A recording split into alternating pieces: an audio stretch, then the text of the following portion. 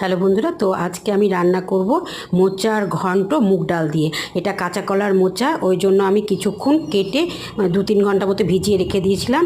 এরপর লবণ হলুদ দিয়ে এরপর দেখো আমি মোচাটা সেদ্ধ করে নিলাম, তারপর ছেঁকে নিলাম। এবার কড়াই বসিয়ে দিয়েছি, কড়াইয়ের মধ্যে দিয়ে দিলাম সর্ষের তেল আর পাঁচফোড়ন আর একটা খোসা শুদ্ধ আলু টুকরো টুকরো করে। তারপর ওটাকে নেড়ে চেড়ে আমি মুগ ডাল দিয়ে দিলাম, মুগ ডালটাও একটু নেড়ে চেড়ে ওর মধ্যে দিয়ে দিলাম জিরে বাটা, কাঁচা লঙ্কা বাটা, আদা বাটা। সেটা একটু কষে নেওয়ার পর ঢাকা দিলাম। এবার ঢাকাটা খুলে আমি ওর মধ্যে দিয়ে দিলাম হলুদ, লবণ আর একটু স্বাদ মতো চিনি। তারপর ওটা নেড়ে চেড়ে আমি দিয়ে দিলাম গরম মশলা গুঁড়ো, চাট মশলা আর দিলাম কাসুরি মেথি।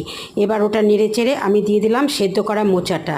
তো তারপর জল দিয়ে ঢাকা দিলাম আর একটু ময়দা আমি গুলে মোচার তরকারিতে দিয়ে দিলাম।